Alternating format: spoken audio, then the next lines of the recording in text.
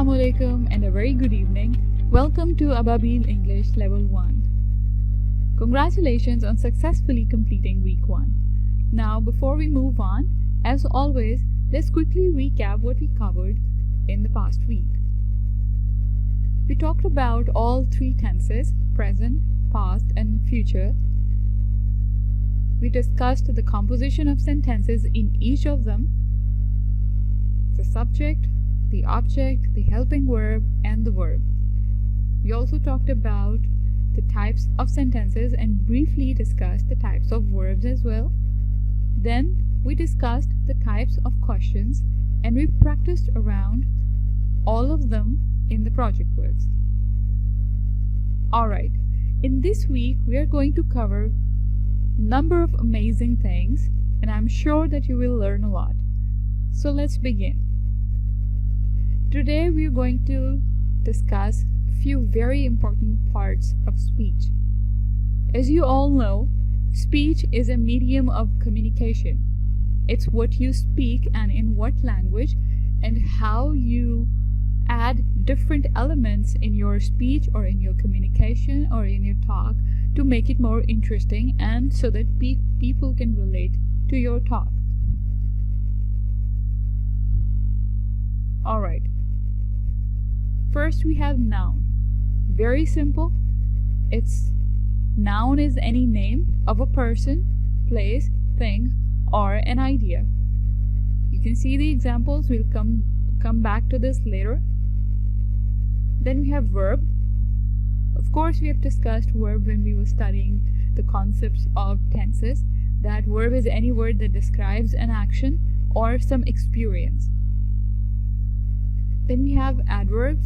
They tell how often or how or where or when, and these words are used to describe maybe a verb or an adjective or another adverb. Then we have conjunctions. Conjunctions are linking words and they help joining words or group of words in a sentence. Then we have pronouns. They replace the name of a person, place, thing, or an idea, which means that they can be used in the place of a noun. Then we have preposition, very important, and we will spend more time on this in coming lectures. It's used before a noun or a pronoun or a gerund to show place, time, direction in a sentence. We will come back to this later and discuss in detail in the coming lecture what a preposition is, how to use them in correct manner, and what is a gerund and how do we use it. Then we have adjectives. Adjective describes a noun or a pronoun. We'll come back to its Urdu name as well. And last, we have interjections. Interjections are expressions. They express strong emotions and they're often followed by an exclamation point. The exclamation that you're seeing in the examples is something we'll come back to it in the punctuations part and it's very important. Alright, let's dig deeper. Noun, the simplest of all, and we have been studying it for so long in our schools and colleges that noun is a person, place, animal, it's a thing or an idea, and you can see the examples. It's pretty simple, right? It has two main types, which is proper noun and improper noun. Let's go into further details. What are the types of nouns? Alright, I have listed a few types here. Let's go through each of them and see what are their examples. First off, we have common noun. It refers to people or thing in general. As you can see, examples यहाँ पे बहुत general दी हुई हैं. Car, dog, chair, इस तरह की कोई भी चीज़ जो कोई specific नाम नहीं रखती. It's just a dog could be any dog, a chair could be any chair.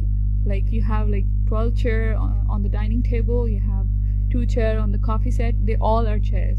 So you don't specify them with the name. All of them are just chairs to you. So this is the common noun. When we talk about the proper noun, it identifies a particular person, place, or things. In written English, proper nouns begin with a capital letter. So इसकी ये सबसे बड़ा इसका sign है कि जब भी आप कोई चीज़ कैपिटलाइज कर रहे हो, फॉर एग्जांपल आप नाम लिख रहे हैं किसी का, तो उसका फर्स्ट लेटर कैपिटल करेंगे, उससे आपको ये पता चल जाएगा कि ये प्रॉपर नाउन है. फॉर एग्जांपल आपके किसी फ्रेंड का नाम है, आपके पेरेंट्स का नाम है, आपके टाउन का नाम है, सिटी का नाम है, आपके कंट्री का नाम है, किसी मंथ का नाम है, या किसी भी आप इंसान के नाम के साथ जब भी कैपिटल लेटर लगा रहे हैं, या किसी भी ऐसी जगह के साथ लगा रहे हैं जो सिर्फ एक ही है दुनिया में. फॉर एग्जांपल लंदन दुनिया में सिर्फ एक ही है, वो कोई दूसरा नहीं हो सकता. पाकिस्तान में कोई लंदन नहीं है. तो आप जब उसको कैपिटलाइज करके लिख रहे हैं, which means it's a proper noun, it is just used to identify that specific part of the UK और यूनाइटेड किंगडम. तो उसमें आइडेंटिफिकेशन आसान हो जाती है. Then we have collective nouns. Collective nouns की हम आगे बहुत सारी एग्जांपल्स भी पढ़ेंगे इसी लेक्चर में. Collective nouns refer to group of people और थिंग्स. फॉर एग्जांपल मेरे पास एक बंच ऑफ ग्रेप्स है, तो वो grapes is a common noun, कोई भी ग्रेप्स हो सकते हैं. लेकिन मेरे पास अगर एक बोल में बहुत सारे ग्रेप्स हैं, तो मैं उसको डिफाइन करने के लिए लॉट ऑफ ग्रेप्स नहीं कहूँगी, मैं उसे कहूँगी it's a bunch of grapes. और अगर मैं कहीं पे 8, 10, 15 लोग इकट्ठे देखूँगी, तो मैं उनको ये नहीं कहूँगी कि अ lot of people. I will probably use more refined communication way and I will say that's a group of people. For example कोई सिंगिंग कंपटीशन हो रहा है, वहाँ पे 3-4 लोगों का ग्रुप है जो एक ही कोरस में गा रहा है, तो आई विल से कि क्वायर यहाँ पे मौजूद है. तो ये इस तरह की सारी चीज़ें, जब आपके पास कोई कॉमन नाउन वाली चीज़ें एक ग्रुप की फॉर्म में या बंडल की फॉर्म में इकट्ठी हो रही हैं या बंच की फॉर्म में इकट्ठी हो रही हैं, तो उनको हम कलेक्टिव नाउन कहते हैं. और इसके बहुत इंटरेस्टिंग नाम है, जिसमें से अभी कुछ मैंने बहुत रिसेंटली पढ़े तो मुझे बहुत इंटरेस्टिंग लगे. I will share them with you. उसके बाद है compound noun. It refers to 2 or more nouns combined to form a single noun. For सबसे सिंपलेस्ट और ईजीएस्ट एग्जाम्पल स्कूल बॉय. दोनों नाउन है, स्कूल भी नाउन है, बॉय भी नाउन है. तो इन दोनों को इकट्ठा जब भी किसी चीज़ को कर देंगे तो उसे कहेंगे कंपाउंड. इसी तरह ऑरेंज एंड जूस दोनों नाउन्स हैं, तो इन दोनों को इकट्ठा करके आप किसी एक चीज़ को डिफाइन कर रहे हो कि वो ऑरेंज सी चीज़ लिक्विड जो ग्लास में होता है, that is called orange juice. That's a compound noun. इसी तरह the yummiest example of all is cheese cake. तो चीज़ केक में भी 2 नाउन्स हैं, उन दोनों को आपने इकट्ठा कर दिया. ऑल्दो उनकी रेसिपी बहुत डिफरेंट होती है, लेकिन that's the yummiest thing ever in the world. तो वो ये भी एक कंपाउंड नाउन है. Then we have concrete noun. It's a noun which refers to people and things that exist physically and can be seen. For example, beach, for example, building, bridge, etc., etc. For example, the Eiffel Tower in Bahia Town. All of them are concrete nouns. They can be seen, they can be touched. वो आपकी जो 5 senses हैं, उनसे आप इनको feel कर सकते हो. उसके बाद है abstract noun. It's a noun that refers to any idea or quality or condition. For example, time. Time it's a quantity of thing. Like आप किसी चीज़ को measure कर रहे हो time को, that is an abstract noun. आपको नहीं पता कि exactly उसमें क्या ऐसी चीज़ है जिसको आप noun कहोगे. Friendship is a noun but it's abstract. Love is a noun but it's abstract. You can't measure it, you can't feel it, you can't sense it with your 5 basic senses. So this is abstract. तो ये concrete और abstract आपस में opposite है. Then we have another pair of opposites which is countable और uncountable. जैसे कि नाम से ही जाहिर है कि काउंटेबल वो हैं जिनको आप काउंट कर सकते हो 1, 2, 3, 10, 100, thousands. अनकाउंटेबल वो हैं जिनकी क्वांटिटी आप वे में भी कर सकते हो, लेकिन उनको आप गिन नहीं सकते. तो इसमें हम काउंट जो नहीं होंगे उनको काउंटेबल और अनकाउंटेबल, ये भी एक ऑपोजिट की कैटेगरी है. हम इसके अराउंड और डिस्कशन भी करेंगे in the coming slides. Collective nouns हमने अभी थोड़ी देर पहले डिस्कस किए थे कि बहुत सारी कॉमन नाउन जो है जब ग्रुप में या बंच में आ जाते हैं तो उसको हम कलेक्टिव नाउन कह देते हैं। और इसमें कुछ इंटरेस्टिंग एग्जांपल्स जो है वो मैं पढ़ देती हूँ। थिंग्स की तो आप सुनते ही हैं कि a batch of cakes which means कि आपने 10-12 केक इकट्ठे बनाए हैं, तो उस पूरी कलेक्शन को जो आपने बनाई है उसको कहेंगे batch of cakes. Alright, animals में से पढ़ लेते हैं। अ लिटर ऑफ कब्स, वैसे तो LITTER लिटर का मतलब कुछ और होता है and I want you to find that out कि क्या मतलब है। And it's very easy. आपके आसपास आप घरों में कॉलोनीज़ में अक्सर देखते भी होंगे लिटर बॉक्सेस, तो अब आपको पता चल जाना चाहिए कि आप वहाँ पे क्या करते हैं, लिटर बॉक्स में क्या डंप करते हैं। लेकिन कलेक्टिव नाउन की जब बात आती है तो जब कब्स बहुत ज़्यादा इकट्ठे हो जाते हैं तो उसको कहते हैं a litter of cubs. Group of cubs का जो एक स्पेसिफिक कलेक्टिव नाउन है that is a litter of cubs. Cubs क्या होते हैं? किसी भी फिलाइन फैमिली से ताल्लुक़ रखने वाले एनिमल के बच्चे, छोटे बेबीज़। फिलाइन फैमिली क्या है? कैट फैमिली, जिसमें आपके टाइगर्स हैं, लॉयंस हैं, लेपर्ड्स हैं, चीताज हैं। ये सारे एनिमल्स के जो छोटे बच्चे हैं इनको कहते हैं कब्स। जैसे सिम्बा, तो उन सब की कलेक्शन को आप कहते हैं लिटर। इसी तरह अगर पीपल में आ जाएं तो a choir of singers, a hack of smokers, a cast of actors, और इस तरह के और भी बहुत इंटरेस्टिंग हैं। जैसे कि अभी मैंने कुछ दिन पहले एक लिटरेचर रिव्यू में पढ़ा कि जब बहुत 4, 5, 6, 8, 10 पैंडाज इकट्ठे हो जाते हैं तो उनके ग्रुप को एम्बेरसमेंट कहते हैं। जैसे कि मैंने अपने एमफिल में एक सब्जेक्ट था एवोल्यूशनरी बायोलॉजी, तो उसमें हमने एक स्टडी पढ़ी फिशेस की, तो उसमें लिखा हुआ था कि जो फ़िश का एक ग्रुप होता है, लाइक 10, 15, 20 फ़िश इकट्ठी हो जाती हैं, तो उस ग्रुप को ग्रुप ऑफ फ़िश नहीं कहते, स्कूल ऑफ फ़िश कहते हैं। तो ये स्कूल और एम्बेरसमेंट, ये इनके वैसे तो डिफरेंट मतलब हैं जनरल इंग्लिश में, लेकिन कलेक्टिव नाउन की सेंस में ये फिर उन चीज़ों के ग्रुप के लिए यूज़ होते हैं। So I am sure it's very interesting for you and I want you to find out other interesting collective nouns as well. अच्छा जी, we talked about countable and uncountable nouns. इस slide पे अगर आप जितनी pictures देख रहे हैं, I am sure that you will agree with me कि हम इनको काउंट कर सकते हैं। फॉर एग्जांपल, मैं एग्स को काउंट कर सकती हूँ कि ये 10, 12, 15 कितने एग्स हैं, 1 burger and maybe 20 fries और 30 फ्राइज। इसी तरह I can count the olives in the dish, I can count the bananas and I can count the carrots as well. तो ये जितने भी नाउन्स हैं इनको काउंटेबल नाउन्स कहते हैं। मैं इस पर इतना एम्फेसिस क्यों कर रही हूँ? बिकॉज इसी के अराउंड हमने एक और कॉन्सेप्ट भी आज क्लियर करना है जो कि राइटिंग में लोग बहुत गलत करते हैं, और आज वो आपका क्लियर हो जाएगा। इसका बिल्कुल ऑपोजिट अनकाउंटेबल नाउन्स। मैंने पहले भी कहा था पिछले स्लाइड में कि अनकाउंटेबल नाउन्स में जो चीज़ें होती हैं उनको मे बी हम वे कर सकते हैं, उनका वेट कर सकते हैं, यानी उनका वज़न करके बता सकते हैं कि कितने किलो या कितने लीटर्स में, लेकिन हम उनको काउंट नहीं कर सकते। फॉर एग्जांपल, आप जैम को काउंट नहीं कर सकते कि इसमें कितने पार्टिकल्स हैं। आप इस शुगर सैक में आप काउंट नहीं कर सकते कि इसमें कितने क्रिस्टल्स ऑफ शुगर्स हैं। आप हनी में काउंट नहीं कर सकते, मिल्क में ड्रॉप्स ऑफ मिल्क काउंट नहीं कर सकते। So these are uncountable nouns. इनके साथ हम एक्सप्रेशन में या रिटन या वर्बल कम्युनिकेशन में हम क्या यूज़ करेंगे, let's discuss that. Quantifiers is a very important concept, not just here in terms of parts of speech, but also in terms of your accomplishments and when you go to the interview. Quantifiers are very important in your CVs and resumes.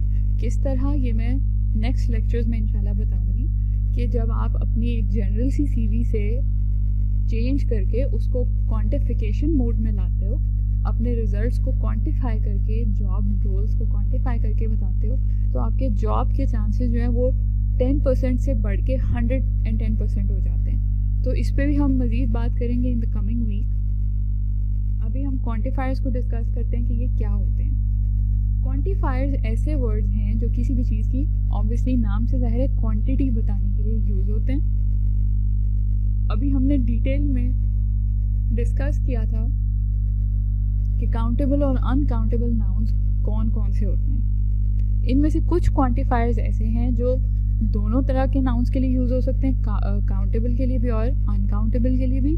कुछ ऐसे हैं जो इनमें से किसी एक के लिए यूज़ होते हैं। फॉर एग्ज़ाम्पल, अगर मैं कहूँ कि फ्यू, तो वो काउंटेबल नाउन्स के लिए यूज़ होगा, लेकिन अनकाउंटेबल नाउन्स के लिए यूज़ नहीं होगा।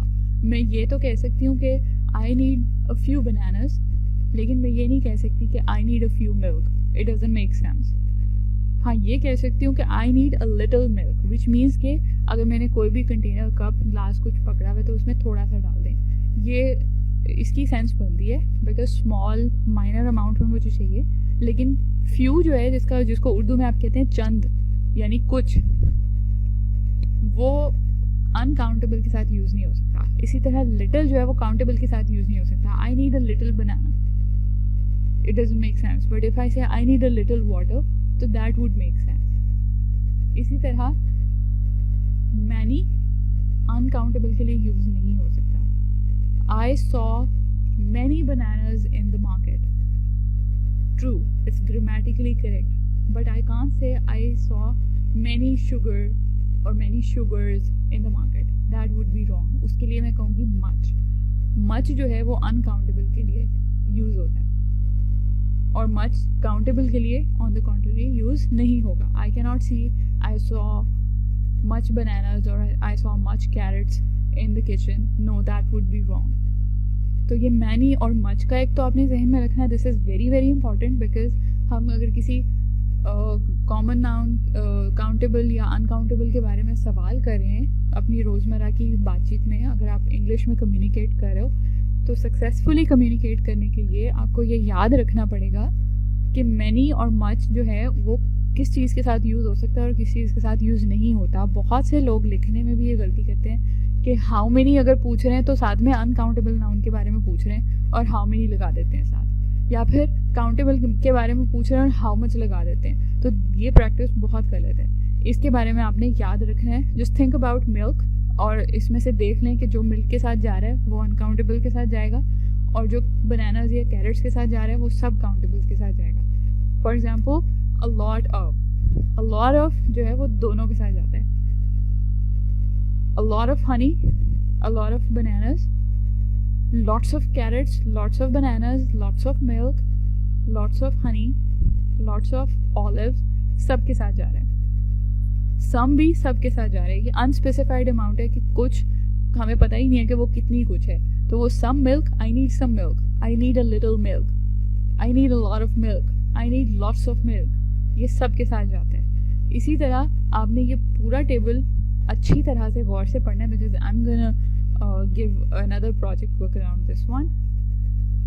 यहाँ पे मैंने इसको थोड़ा सा और एग्जाम्पल्स के साथ एक्सप्लेन कर दिया, उसके सेंटेंसेस साथ लिख के, ताकि आपको थोड़ा सा और क्लियर हो जाए कि हम मच और मैनी किस तरह यूज़ कर रहे हैं। मच के सेंटेंसेस में अगर आप देखें, I don't have much time में obviously I don't know the starting and ending point of that time. मैं सिर्फ एक जनरल स्टेटमेंट मेक कर रही हूँ कि मेरे पास वक्त नहीं है। तो वक्त इज़ एन अनकाउंटेबल थिंग। जब तक आपको स्टार्टिंग पॉइंट ही नहीं पता कि आपके पास कब से कब तक वक्त नहीं है, ऑब्वियसली जब तक आपको वो नहीं पता तो ये अनकाउंटेबल ही रहेगा। समटाइम्स पीपल माइट आर्ग्यू के टाइम को तो हम मेजर कर सकते हैं, 5 मिनट, 10 मिनट, 1 घंटा, 1 दिन, 1 महीना, तो ये काउंटेबल नाउन्स में आता है। बट जब हमें पॉइंट ऑफ टाइम पता ही नहीं है कि किस टाइम से शुरू हो रहा है, तो फिर हम उसको मच के साथ अनकाउंटेबल नाउन्स में काउंट करेंगे। He doesn't need much money, नहीं पता कि कितने पैसे हैं, बस एक जनरल स्टेटमेंट बना रहे हैं कि नहीं, उसको ज़्यादा पैसे नहीं चाहिए। ज़्यादा कम कितने ज़्यादा होते हैं और कितने कम होते हैं, क्या स्टैंडर्ड है, we don't know anything about that, तो उसमें अनकाउंटेबल ही काउंट करेंगे। इसी तरह many, I don't have many friends, यहाँ पे आप ये कभी भी नहीं कह सकते। Please make a note of this. बहुत से लोग ये गलती करते हैं कि इंग्लिश बोल रहे होते हैं लेकिन वो यहाँ से पकड़े जाते हैं कि ये सीखी है लेकिन पूरी नहीं सीखी हुई। कैसे पकड़े जाते हैं? वो कहते हैं आई डोंट हैव मच फ्रेंड्स। तो मच फ्रेंड्स कोई ऐसी चीज़ नहीं है जिसको आप काउंट नहीं कर सकते। आप काउंट कर सकते हो कि आपके 1, 2, 3, 4, 5, 10 कितने फ्रेंड्स हैं। तो काउंटेबल में हमेशा मैनी लगाएंगे साथ। बाकी की 2 एग्जांपल्स अ लॉट ऑफ के साथ मैंने ऑब्वियसली टेबल में, अगर आप लेफ्ट पे देखो तो मैंने आपको कहा कि काउंटेबल अनकाउंटेबल दोनों के साथ यूज़ होता है। एग्जाम्पल क्या है? आई need a lot of coffee, I need a lot of milk, या फिर काउंटेबल के साथ she has a lot of friends. यहाँ पे इट मेक्स सेंस, काउंटेबल के साथ भी आ रहा है, अनकाउंटेबल के। लॉट का मतलब है कि बहुत सारे हैं, ऑब्वियसली बहुत सारों को आप काउंट कर सकते हैं, लेकिन इसी तरह अनकाउंटेबल में बहुत सारों को, आप बहुत सारी कॉफ़ी को वे कर सकते हैं कि कितने कप ऑफ कॉफ़ी आपको चाहिए, कितने ग्लास ऑफ मिल्क आपको चाहिए, तो that is countable. Lot of के साथ डिफरेंट है, डिफरेंट क्वांटिफायर्स जो हैं वो डिफरेंट नाउन्स के साथ आ रहे हैं। तो you have to practice around this one and I will make sure that you do that. Let's move to the next one which is very important. और हमने टेंसेस की एप्लीकेशन जब करनी है, हमने अपनी कम्युनिकेशन जब इम्प्रूव करनी है, वर्बल भी और रिटन भी, तो उसमें ये बहुत इंपॉर्टेंट एलिमेंट है विच इज़ प्रोनाउंस। अगर आपको याद हो तो मैंने फर्स्ट स्लाइड में कहा था कि प्रोनाउंस जो हैं वो नाउन्स की जगह पे यूज़ हो सकते हैं। For example, I am talking about my friend, her name is Mariam, and I am talking about Mariam to my mom. मैं मरियम के बारे में अपनी मॉम को बता रही हूँ, तो मैं कैसे बोलूँगी कि Mariam is my friend, Mariam is very pretty, Mariam is very intelligent, Mariam shares lunch with me. Mariam always, she always does great in the exam. Mariam is a great actor. Mariam is a great singer. Mariam is a very good chef. So it's repetitive. ये जो Mariam की repetition है, that is very annoying. A and B, written expression में या verbal expression में ये बहुत ही आपकी इनकॉम्पिटेंस को जाहिर करती है कि आपकी लैंग्वेज के ऊपर ग्रिप नहीं है। तो ऑब्वियसली इस नाम की रेपिटेशन को ख़त्म करने के लिए आप इसमें प्रोनाउन लगाते हैं। प्रोनाउन का मतलब क्या है कि वो नाम को रिप्लेस कर सके और बता सके कि उसका जेंडर या उसकी क्वालिटी क्या है। तो यहाँ पे Mariam obviously is a girl, तो उसकी जगह पे मैं शी प्रोनाउन यूज़ करूँगी ताकि सुनने वाले को पता चल जाए कि अच्छा, जहाँ से इसने बात शुरू की थी वो किसी लड़की के बारे में थी, so now she is talking about हर। तो ये शी और हर दोनों प्रोनाउंस हैं। दोनों में फ़र्क क्या है? For example, if I say Mariam is my friend, she is a very good chef, her cooking is great, but ये नहीं कह सकती कि her is a great chef, ये गलत हो जाएगा। तो ये कौन सी जगह पे मुझे पता, और मैं ये भी नहीं कह सकती कि शी कुकिंग इज़ ग्रेट। तो ये बहुत माइन्यूट डिफरेंस है और ये आपने नोट करना है अपने पास। मैं अभी इसको एक्सप्लेन करती हूँ कि हमें कैसे पता चलेगा कि हमने शी कहाँ लगाना है और हर कहाँ लगाना है। ठीक हो गया? ऑलराइट, यहाँ पे कुछ एग्जांपल्स लिखी हुई हैं, I, me, she, we, they, who and a lot. अभी हम इनको तफसील से देखते हैं कि इनमें से कौन से प्रोनाउंस किस टाइप के अंडर आते हैं, बिकॉज प्रोनाउंस की भी बहुत सारी टाइप्स होती हैं। मैंने यहाँ पे एक टेबल बना दिया आपके लिए, और ये टेबल आपने अपने पास नोट कर लेना है, बिकॉज हमने आगे जब टेंसेस की एप्लीकेशन इसी वीक में करनी है प्रोजेक्ट वर्क में, जहाँ पे I will give you small pieces of writings कि आप उसमें जितने टेंसेस सीखे हैं और जितने पार्ट्स ऑफ स्पीच अब तक सीखे हैं उनको यूज़ करते हुए उन एलिमेंट्स को आपने लिख के मुझे चीज़ कम्युनिकेट करनी है। तो उसमें हमने टेंसेस में first, second and third person की बात की थी, उसमें मेल फीमेल की बात भी की थी और सिंगुलर प्लूरल की बात भी की थी। अब आपके पास 5 टाइप्स हैं प्रोनाउंस की: subject pronoun, object pronoun, possessive adjectives, possessive pronouns and reflexive pronouns। Subject और ऑब्जेक्ट तो बहुत सिंपल है। सब्जेक्ट का मतलब ऑब्वियसली जो जनरली जो फिक्रे के स्टार्ट में आ रहे हैं, दैट इज सब्जेक्टिव नाउन, और ऑब्जेक्ट नाउन या ऑब्जेक्टिव नाउन इज जो फिक्रे के एंड में आ रहे हैं। For example,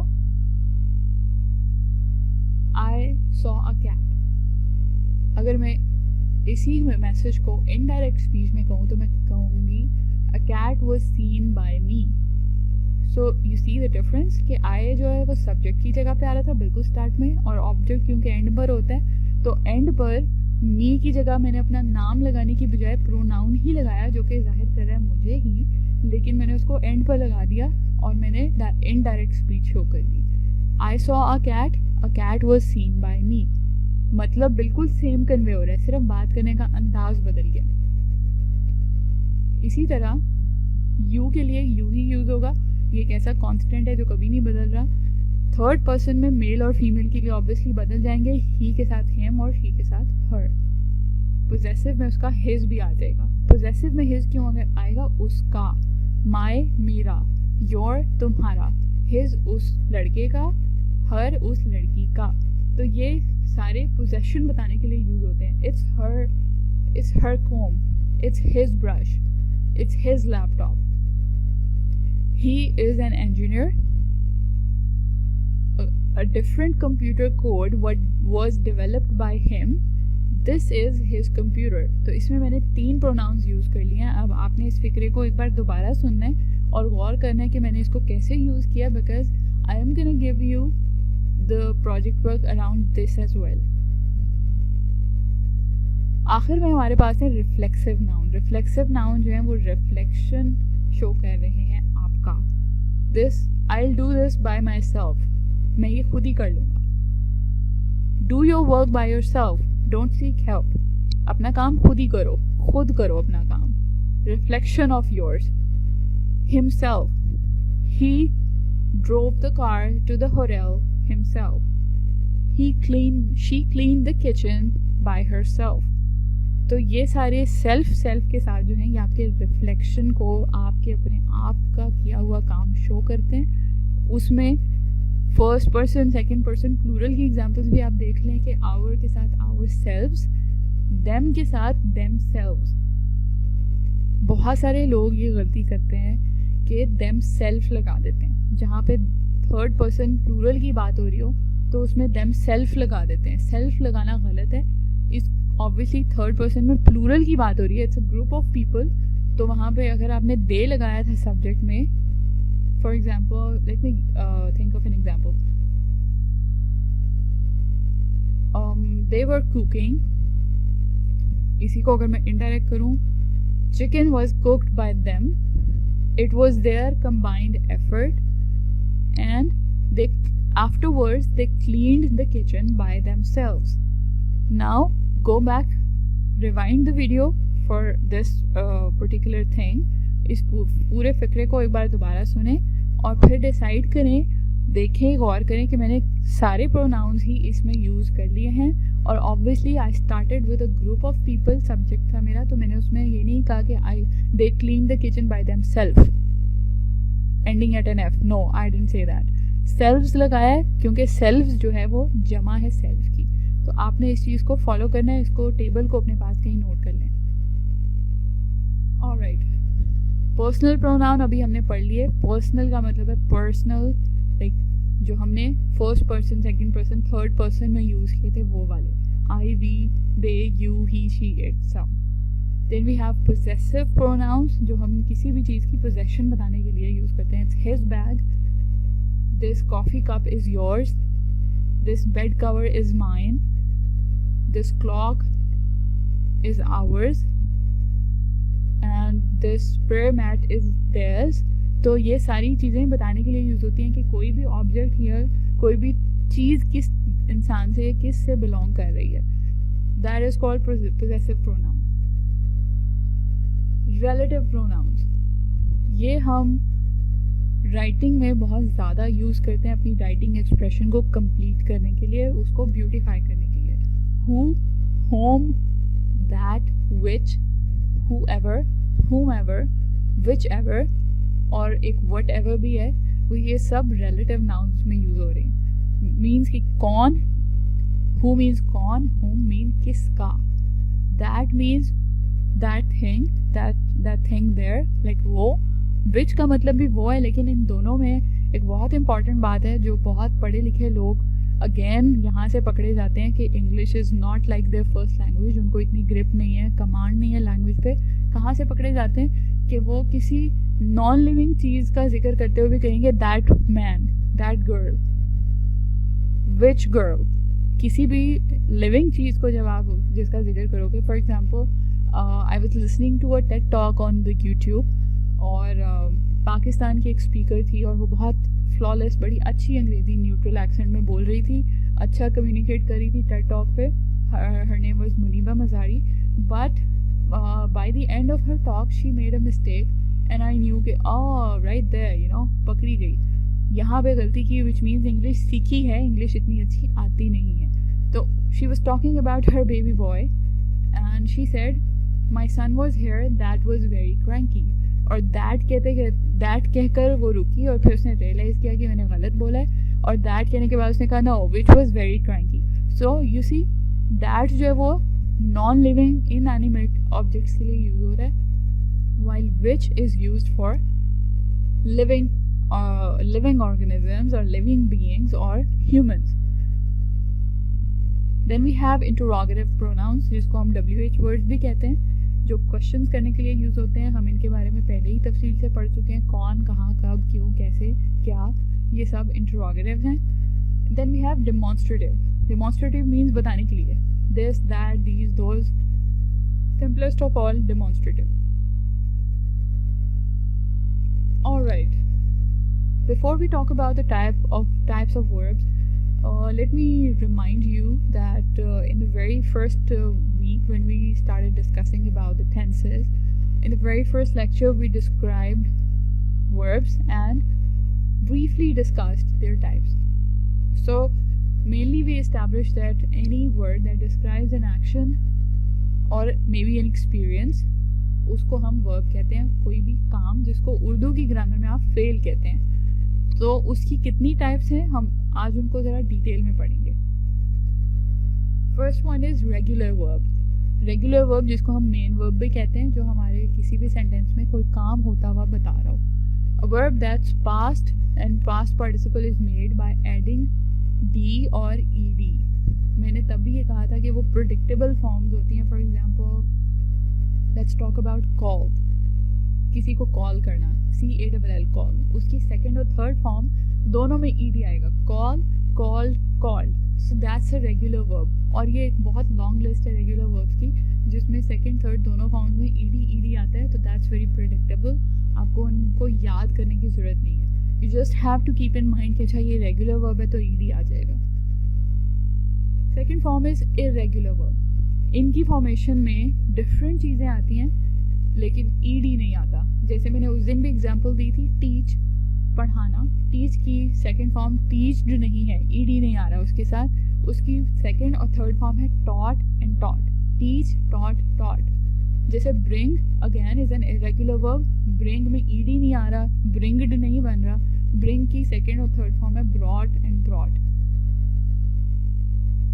then we have linking verbs. ये बहुत इंपॉर्टेंट है और ये हम एसेज जब लिखेंगे इसी लेवल 1 में तो हम उसमें ये डिटेल से डिस्कस करेंगे कि लिंकिंग वर्ब कितने ज़्यादा इंपॉर्टेंट हैं, उनका यूज़ किस तरह करना है सही तरह अपनी राइटिंग को, अपने आइडियाज़ को कोहेरेंट करने के लिए. But for now it's enough to say that these verbs act as a link between two words. It connects और links a subject to a noun और an adjective in the predicate. और ये किस तरह से आइडियाज़ को wind up करने में या उनको सम अप करने में हेल्प करता है by joining them with a verb. Then we have transitive verb. It is a verb that needs object to complete itself. ये हमने बिल्कुल स्टार्ट के लेक्चर में भी बात की थी, ट्रांजिटिव और intransitive. Then we have of course the intransitive, जिसमें ऑब्जेक्ट की ज़रूरत नहीं होती. ऑब्जेक्ट ना भी हो, सिर्फ सब्जेक्ट और वर्ब भी हो तो भी मतलब समझ में आ रहा है. इन दोनों की एग्जांपल अगर मैं दूँ तो मैं अगर कहूँ शी एन्जॉयज़, मतलब कंप्लीट है. इसमें लाइक कोई अबहाम नहीं है, कोई एम्बिगुइटी नहीं है. It's just a general statement that she enjoys. अगर मैं इसके साथ कुछ और ऐड करना चाहूँ ताकि इसका मतलब ज़रा और वाज़ेह हो जाए कि शी एन्जॉयज़ एग्जैक्टली व्हाट, तो वो सेंटेंस फिर ट्रांजिटिव वर्ब में चला जाएगा. Then we have finite verbs. Finite means those verbs which can change their form in accordance with the subject.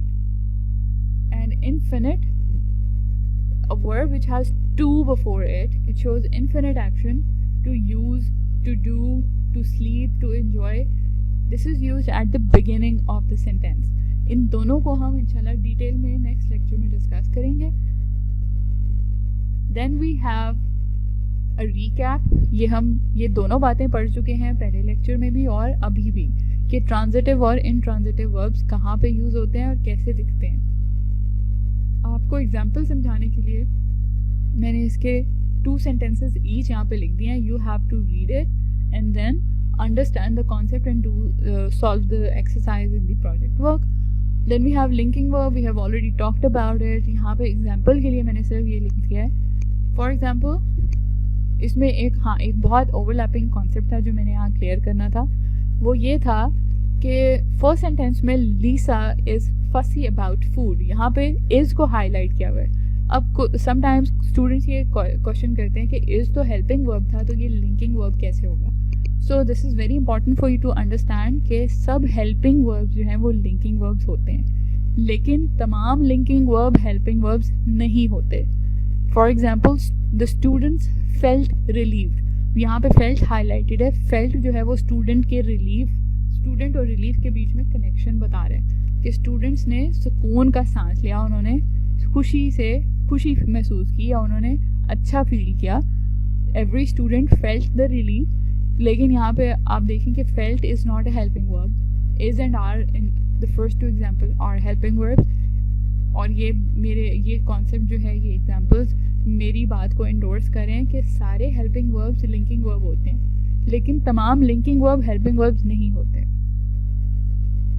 Then we have dynamic and stative verbs. Dynamic and stative, of course, नाम से ज़ाहिर है। dynamic का मतलब anything that's moving.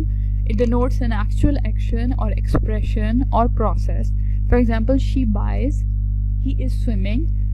Obviously, dynamic verbs are main verbs.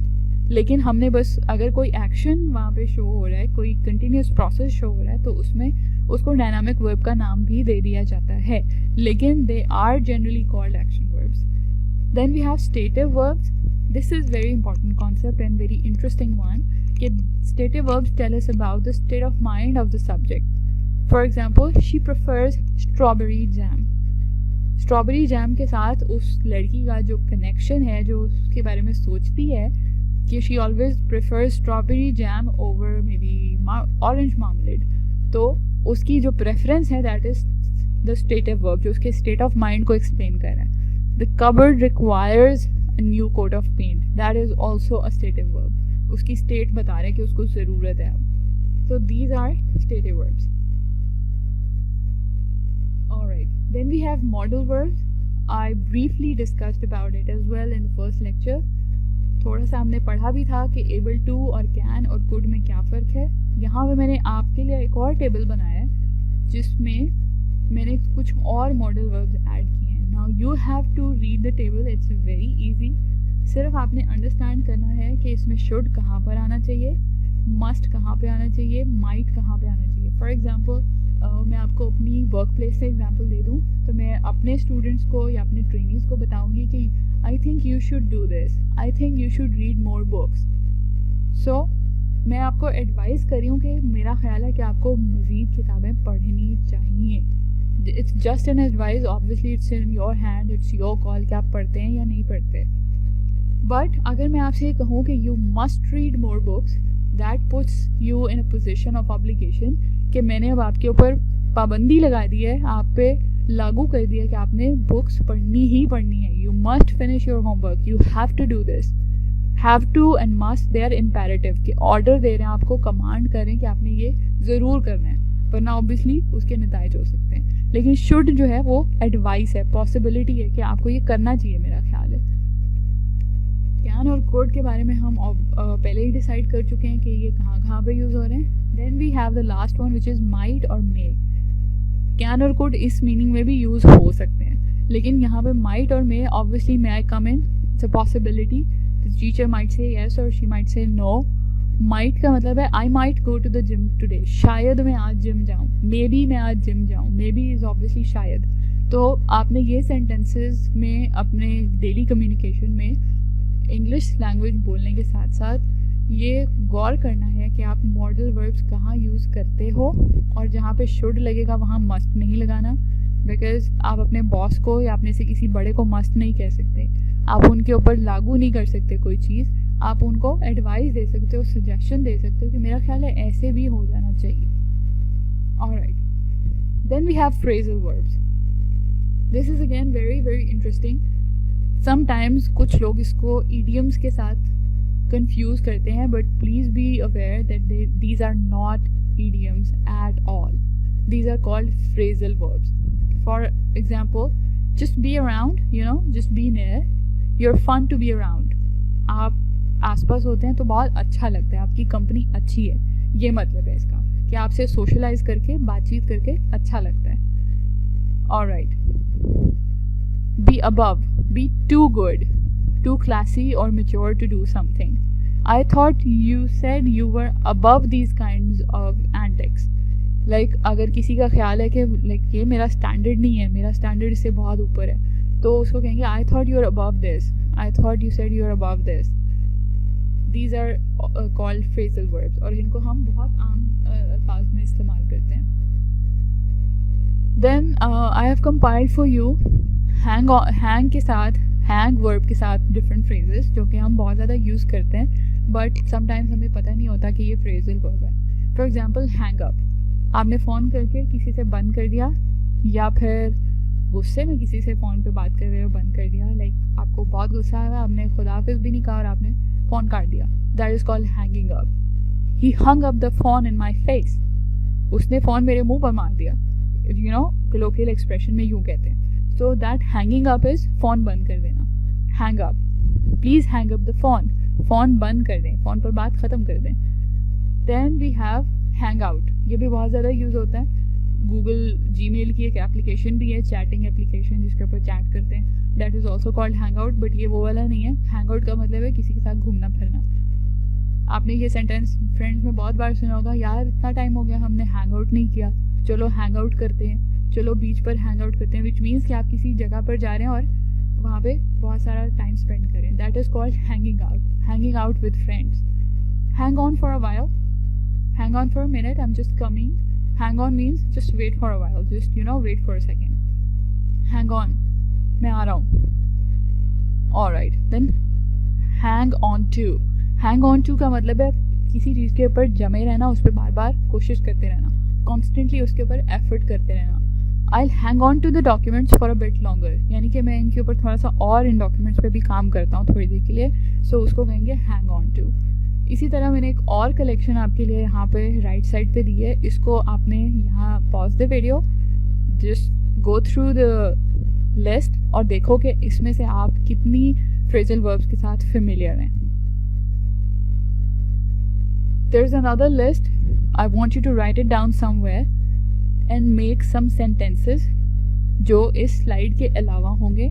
Obviously यहाँ पे meaning मैंने बताए हुए हैं. फॉर एग्जाम्पल, अभी मैंने कहा कि आपने अपनी लिस्ट जो है ये पूरी गौर से देखनी है. तो अगर मैं इसको इंग्लिश में कहूँ तो मैं कहूँगी just look through the list, read something quickly and briefly, just go through the list. यानी एक बार इसको हल्का सा ऊपर से पढ़ लो, जिसे कहते हैं लुक थ्रू इट. यानी जल्दी जल्दी से एक बार देख लो आइडिया लेने के लिए कि इसमें है क्या. और अक्सर मैं अपनी ईमेल कम्युनिकेशन में ये लिख देती हूँ. फॉर एग्जांपल, अगर मैंने किसी को ईमेल किया और मुझे उससे जवाब भी चाहिए, तो मैं उसे एंड पर ये नहीं लिख सकती कि मुझे जल्दी जल्दी जवाब दीजिए वरना ये नताइज हो जाएंगे. लाइक आपको ये पेनल्टी पड़ जाएगी, ये जुर्माना होगा. Obviously that's very very rude, because email हम 99% फॉर्मल सेटिंग्स में कर रहे होते हैं, तो हम उसमें बहुत पोलाइट तरीके से लिखते हैं. I look forward to your response. I am looking forward to working with you. Looking forward का मतलब है I hope to work with you, I hope to get your response. So emails में ये बहुत पोलाइट मैनर में आप लिख सकते हो कि I am looking forward to having a dinner with you, I am looking forward to having a discussion with you, looking forward to having an interview with you. तो इस तरह से आप ईमेल में कम्युनिकेट कर सकते हो. ठीक हो गया. ये कुछ और एग्जांपल्स भी हैं, इसको आपने पढ़ना है और फिर इनके ऊपर सेंटेंसेस बनाने हैं जो कि रिलेटेबल भी हो और ग्रामेटिकली भी उनमें कोई मिस्टेक नहीं हो. Then we have the adjectives. मैंने कहा था कि adjectives जो है वो किसी भी चीज़ की, नाउन की या किसी वर्ब की या किसी दूसरे adjective की क्वालिटी बताने के लिए यूज़ होते हैं. उर्दू की ग्रामर में adjectives को इसम सिफ्त कहते हैं. ऑब्वियसली सिफ्त का मतलब है किसी चीज़ की क्वालिटी बताने के लिए यूज़ हो रहा है कि वो किस तरह की है. इनकी टाइप्स क्या हो सकती हैं? नंबर का ऑब्जेक्टिव हो सकता है, डेमोन्स्ट्रेटिव हो सकते हैं, इंट्रोगेटिव्स हो सकते हैं, क्वांटिटी के हो सकते हैं या क्वालिटी के भी हो सकते हैं. ऑब्वियसली इनकी सारी एग्जांपल्स लिखी हुई हैं. Again pause the video right here, just go through the examples और हम अभी इनको नेक्स्ट स्लाइड्स में एक्सप्लेन करेंगे. जनरली ऑर्डर क्या है बिफोर अ नाउन? वो डिफरेंट चीज़ों को एक्सप्लेन करने का डिफरेंट तरीका हो सकता है. For example, colour, approximate colour बताने के लिए यूज़ हो सकता है. यानी अगर आपको डेफिनेट कलर पता है तो आप कहेंगे this is my, you remember my red bag, you remember the red bed cover. You remember the black shoes that I had. लेकिन अगर आपको सही श्योर नहीं है कि कलर कौन सा था, लाइक ब्लू के इतने 1000 शेड्स हैं, तो आप क्या कहेंगे कि वो जो ब्लूइश सा कलर था, ब्लूइश का मतलब I am not sure but I think it was something blue. Bluish में वो ग्रीनिश ब्लू भी हो सकता है, वो रेडिश ब्लू भी हो सकता है. तो कलर या अप्रॉक्सीमेट कलर का एडजेक्टिव है. साइज़ के एडजेक्टिव्स क्या हैं कि आप बताते हो बड़ा है, छोटा है, ह्यूज है, टाइनी है, बहुत माइन्यूट सी छोटी सी शक्ल है, वो एक एडजेक्टिव है. अगेन शेप का एडजेक्टिव है. कंडीशन का एडजेक्टिव है. साफ़ है, नहीं साफ, tidy, untidy, rich, hungry, poor, etcetera etcetera. Old, age old बता सकते हैं, हाउ ओल्ड इट इज़, कि बहुत एंटीक है, बहुत पुराने ज़माने का है, या बिल्कुल लेटेस्ट गैजेट है, या बड़ा एंटीक अलादीन का चिराग है, या ओल्ड, यंग. इन सारी चीज़ों को आप, इन सब वर्ड्स को एडजेक्टिव्स कहते हो. नीचे मैंने एक चीज़ लिखी है, before adjective plus noun we normally have a determiner. We'll have a discussion around this one as well in the coming lecture. Let's move forward. Adjectives की जब हम बात करते हैं तो उसमें 3 डिग्रीज या 3 फॉर्म्स होती हैं. फॉर्म्स तो मैंने सिर्फ आपको समझाने के लिए कहा, जैसे कि फॉर्म ऑफ वर्ब 3 फॉर्म्स हम जनरली पढ़ते हैं, इसी तरह 3 डिग्रीज ऑफ कंपैरिजन है एडजेक्टिव में. फॉर एग्जांपल अगर मैंने किसी की स्टेट बताई है कि वो हैप्पी है, तो उसके 2 और डिग्रीज भी होंगी. Happy means I am happy. I'm just talking about myself, just one person. या मे बी मैं कहूँ Sarah is happy. You know, Amir is happy. Just एक इंसान की बात हो रही है तो उसमें happy आएगा. लेकिन अगर मैं कहूँ कि Jameel is happier than Amir, यानी मैं 2 लोगों के बारे में मुकाबला कर रही हूँ उनके बीच में कि इनमें से कौन ज़्यादा अच्छा है, कौन ज़्यादा खुश है, तो उसमें happier लगाऊंगी मैं कि वो उससे ज़्यादा खुश है. जब उसमें हैप्पियर की जगह हैप्पीएस्ट लगा दूंगी, विच मीन्स के मे बी 10 लोग हैं और उनमें सबसे ज़्यादा खुश जमील है. उसका लकी ड्रॉ में नाम निकला है, तो Jamil is the happiest of all. अब ऑल ना भी लगाऊं, सिर्फ हैप्पीएस्ट कह दूं, तो ये अंडरस्टूड है हैप्पीएस्ट की वजह से कि ये सबसे ज़्यादा खुश है. इसी तरह इसमें भी रेगुलर और इरेगुलर एडजेक्टिव्स हैं. समटाइम्स ऐसे हैं जिसमें फर्स्ट एडजेक्टिव में वाई है तो दूसरे में IER और तीसरे में ES लगेगा, ER और ES लगेगा. समटाइम्स ऐसे हैं जिसमें ये फॉर्मूला अप्लाई नहीं होता. For example good, better, best. Good, goodier, goodiest नहीं हम कहते obviously. Good, better, best which means irregular adjective है, सो यू कुडंट प्रिडिक्ट कि यहाँ पे ER और EST आएगा गुड के साथ. हैप्पी में तो हैप्पी के साथ वाई हटा के ER और EST आ गया, दैट इज़ रेगुलर. जैसे हॉटर में these are regular, younger again regular, लेकिन good और useful जो यहाँ पे दिखाए हुए हैं they are irregular. useful में भी useful, usefulest नहीं आएगा, more useful and most useful. more जहाँ पर भी आएगा वो happier की तरह ही होगा कि more का मतलब है 2 में से ज़्यादा, comparison हो रहा है. और तीसरा है most यानी सब में से. so first degree is the first adjective, the positive affirmative adjective. second happier और more useful is comparative, जिसमें हम 2 चीज़ों का कंपेयर करें. और थर्ड इज़ superlative यानी सबसे ज़्यादा. आई होप कि ये एक ईजी कॉन्सेप्ट था एंड आई एम श्योर कि आपने ये पहले पढ़ा हुआ है. I just wanted to give you an overview ताकि रिवाइज हो जाए. Alright, it's time for the daily dose. Just look at the slides for a while and I'm sure you can pretty much guess कि ये क्या मैंने दिखाने की कोशिश की है. Sometimes बहुत सारी different brands बहुत सेल्स ऑफर कर रही होती हैं कि मे बी 1000 रुपीज़ की शॉपिंग करें और एक वाउचर जीतें जिससे आपको इतने रुपीज़ का इनाम मिल सकता है या इतनी मज़ीद शॉपिंग फ्री हो सकती है. लाइक 5000 की आइडियाज़ पर शॉपिंग करें और 100 रुपीज़ का एक लकी ड्रॉ या वाउचर जो है वो आपको मिल जाएगा, उससे आप कुछ भी ले सकते हैं. तो उनको आम ज़ुबान में यहाँ पे लिखा भी हुआ है. अब आई डोंट नो कि आप क्या पढ़ते हैं. बहुत सारे लोग इसको कहते हैं ये वाउचर है, ये तो डिस्काउंट कूपन है. ये बहुत कॉमन प्रैक्टिस है, बड़ी कॉमन प्रोनाउंसिएशन है coupon. This is wrong. This word is not coupon. It's not coupon, it's coupon. PAWN, pawn, coupon. So you have to take note of this. इसका ख्याल रखना है कि ये डिस्काउंट कूपन नहीं है, ये डिस्काउंट कूपन है, कूपन। और दूसरी बात, ये तो सबके घर में होते हैं, मिक्सिंग के लिए यूज़ होते हैं, चीज़ें डाल के रखने के लिए, खाने पीने की चीज़ें रखने के लिए यूज़ होते हैं, और भी बहुत सारे कामों के लिए यूज़ हो सकते हैं। तो क्या आप इनको बाउल तो नहीं कहते? अगर कहते हैं तो प्लीज़ उसको करेक्ट कर लें, बिकॉज ये बाउल नहीं होता। It's not a bowl, it is called bowl. जैसे बोल टीवी नेटवर्क, उसी तरह bowl. It's not bowl, it's bowl. I hope you have enjoyed today's lecture and learned a few new things. Look forward to the PW and see you soon.